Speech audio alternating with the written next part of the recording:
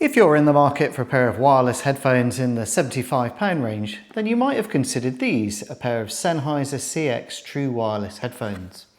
You might also have seen a lot of reviews that came out when they were launched in 2021, which were generally very positive.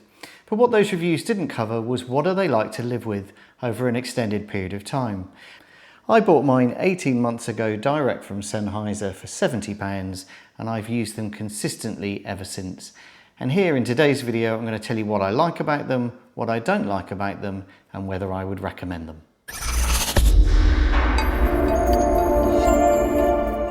My first proper pair of hi-fi headphones was Sennheiser, and I've had a number of pairs in my life ever since. And I really like them. They have a great natural sound, and unlike some other brands on the market, they don't particularly focus on the highs and they don't particularly focus on the lows.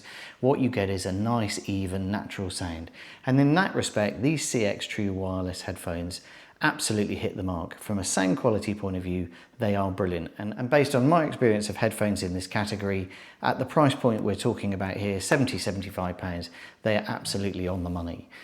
Also very positive from these headphones is the battery life. 27 hours is stated. I've never got anywhere near it, and I've used them for a week, 2 weeks on holiday and never needed to charge them. If I did need to charge them, however, they are USB-C here on the back. The case charges the buds themselves, much as you'd expect. And being USB-C, you're never far away from a compatible charger. So absolutely no issue there. In addition, they are also really nicely made. There's a lovely sort of clack that comes from the case, and they feel very well put together and they will last a long time. They also come very nicely packaged, as I've shown you the box already, and included in that box you get a USB-C charging lead, and you also get some additional tips. In my particular case, I take the smallest size, but there are medium and there are large tips, depending on what's comfortable for you and your ears.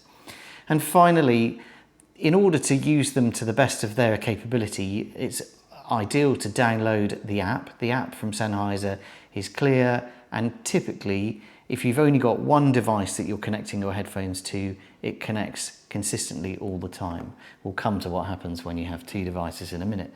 But I find that app clear and concise and easy to use. Minor gremlin is that if you're using it on a tablet, it doesn't go into landscape mode, it only operates in portrait. But on a phone, you'll never know. So lots to like with respect to these headphones: sound quality, build quality, battery life, and accessories and packaging, all as you'd expect from a great brand like Sennheiser. But over use and through time, what I've discovered is there are some gremlins associated with these headphones. The things that aren't covered on those initial reviews back in 2021, where people were just using them for a week or so at a time. And the first one is around fit.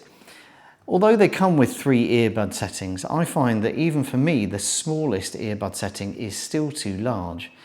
I shown you earlier a pair of Sennheiser in-ear headphones that I have that are wired. They fit perfectly, so I was very surprised when the smallest of these didn't fit for me.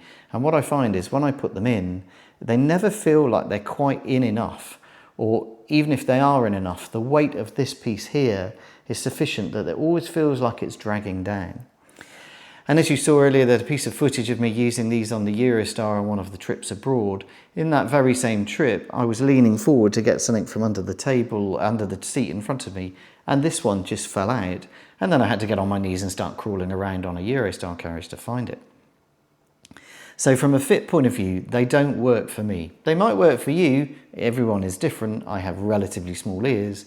But if you have small ears, I don't think they're the best solution. Second thing that I've noticed with them, and it's something I've referenced earlier, is I like to use them with my phone for listening to music through Amazon, and I like to use them with my tablet for watching content on YouTube. And often I find I'm needing to switch between the two of them. The app is what you use to do that because they will not connect to two devices simultaneously, which again is different. I have other wireless headphones that do that. And what I find is that the app isn't very good at managing that connection. And I often find myself in a situation where I need to use one of the devices to do the transfer, and that device is the one I'm not trying to use at the time. So in my case, I'll be down here with a phone trying to listen to music, and I've been using them on my tablet the previous evening upstairs. and I have to go upstairs to go and get the tablet to enable the transfer of the connection.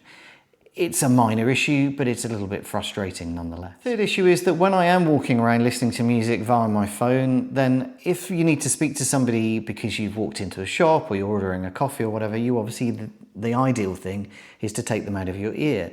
Although these are the passive rather than the active noise cancellation versions, they do block out a reasonable amount of noise, and so to be able to hear people clearly as it comes. What you need to do though is be very careful about how you do that, because all of this end here is touch sensitive, and I've often found myself where I've pulled it out of my ear and I accidentally do this, and that increases the volume. The one that remains in your ear, the music gets very loud, and then you still can't hear the person that you're ordering your coffee from. So you need to be very precise with how you handle them. And then finally, when you do connect them to a phone, what you tend to do is you have them in the case like this, and you take one out and put it into this ear, and you take one out and put it into this ear, and they both say power on, and then they say connected. Sometimes, however, one of them won't connect, and so what you end up with once your music starts playing is music only out of one side or the other. And the only way to correct that is to take them back out of the case, back out of your ears, put them into your case, close your case like this, disconnect them from Bluetooth from the device you're using, wait 30 seconds, reconnect them to your device, and then try again. Now, there was a firmware fix a few months back, maybe 9-10 months ago, and I thought it hasn't done it much recently. I thought that firmware had fixed it. But in fact, just about a week ago or so, I was doing much as I do, using them to listen to music while walking around, and exactly that happened. The right-hand side just wouldn't connect, and you're having to go through that process, and in my case, while I'm walking down the street. Again, frustrating.